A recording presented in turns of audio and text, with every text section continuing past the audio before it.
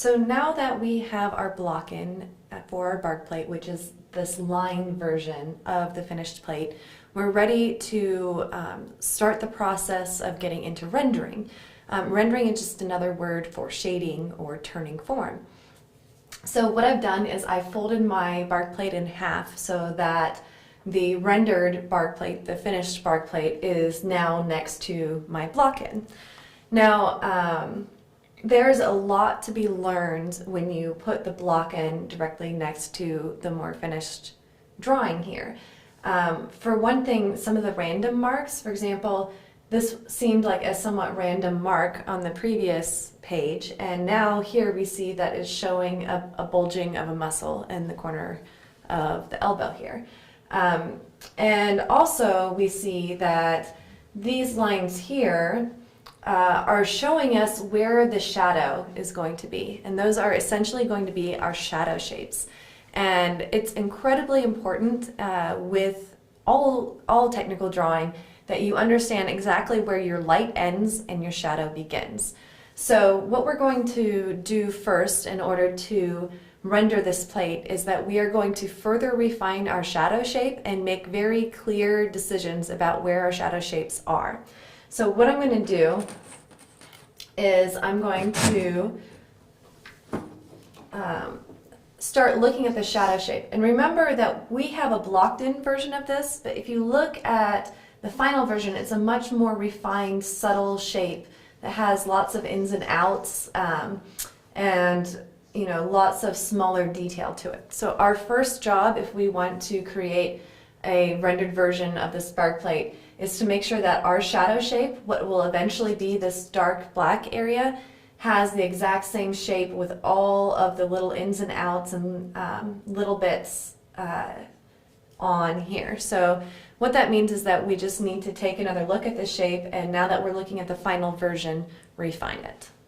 Okay, so what I'm going to do is I'm going to take sharp charcoal. Again, you want to make sure that you always have a nice point on your charcoal, especially as we get into the more detailed parts of the drawing. And I'm going to find an area that seems the most approachable to me to kind of start refining. So I'm kind of looking at this hand bit here, and I see something that kind of looks like two horns sticking out. So I'm going to kind of start there with that shape and then just kind of work my way out.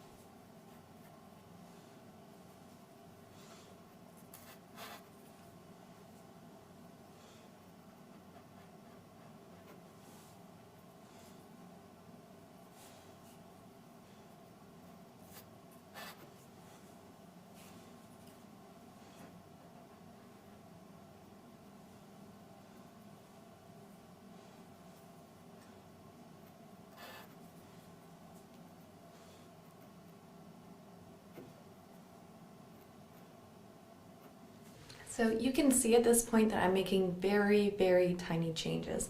And I've actually made my eraser into a point so that I can put down a line and then take a little bit away from one side of the line or the other side of the line in order to achieve the subtlety that I'm seeing on here in my drawing.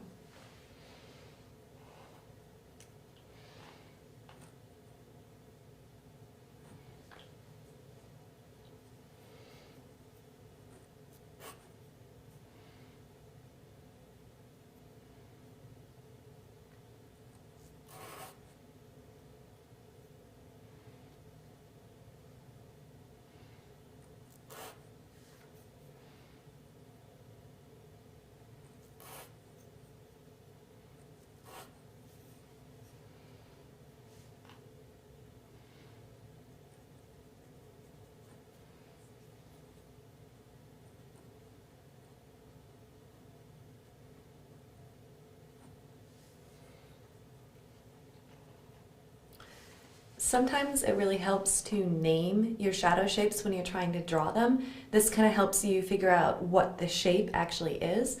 So for example, this little bit right here to me looks kind of like a dog's head with two ears. Here's an ear, here's an ear, and then his nose kind of sticking out this way. So, you know, when I'm looking at shadow shapes, I have all sorts of tricks to help me figure out what do they actually look like. I can use my straight lines. I can name the shapes to help me abstract them a little bit more in my head. By thinking about this as a dog, it prevents me from thinking about it as a pinky finger, which is really helpful when you're trying to figure out the exact shape of a shadow.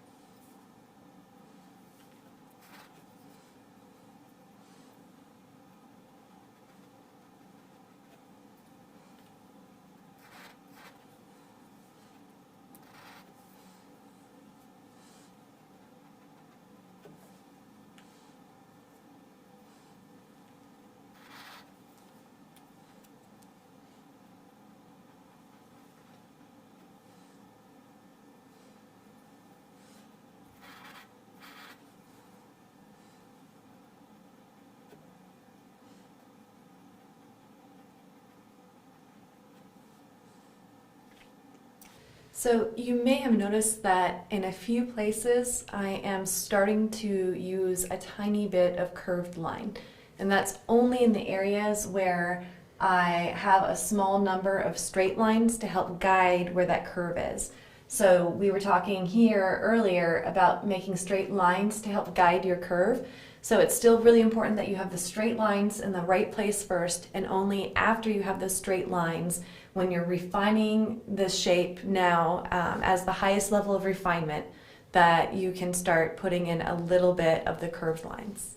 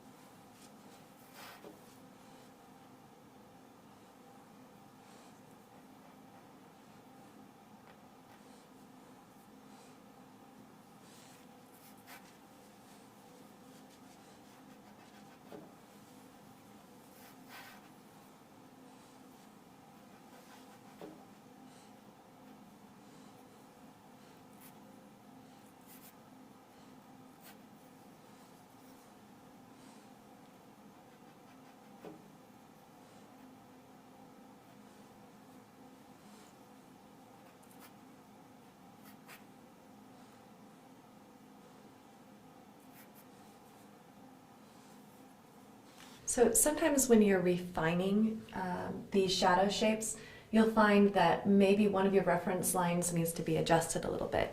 In this case, as I'm filling in the shadow shape or refining the shadow shape, I found that this line here that I made is a little bit higher than it should be. That actually that reference point is going to be closer to here. So be aware that just because you double checked and did your best to make sure you cut all your mistakes, that as you refine, if you catch a mistake, don't just keep going, fix the mistake.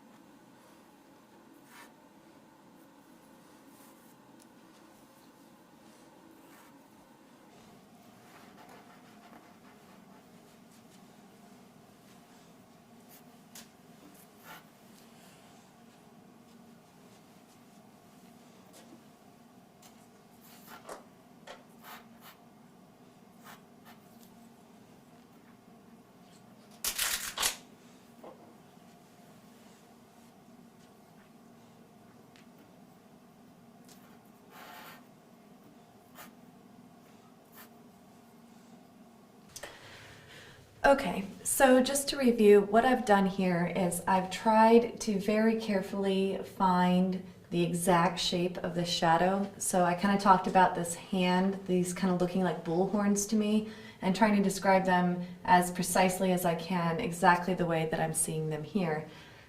Some shadows are easier to see than others. These bull horns are easier to see. I said that little dog head was something that kind of showed up to me, this shadow that kind of looks like two dog's ears and a nose. Those were some of the easier, most obvious shadows to find. Sometimes shadows, you're not sure where they start or where they end. For example, this is a much trickier shadow area here because this is shadow, and then at some point it's broken into a midtone by the time you get over here. And at some point you just have to decide. So I decided that this is the separation between the midtone and the shadow. Some of you may notice that I didn't quite deal with any of the value up here, and it's because it's not quite in shadow. We're trying to find exactly the darkest shadow shape that's in here and to describe it as carefully as we can with line. And then in our next video, we are going to fill in the shadow shape.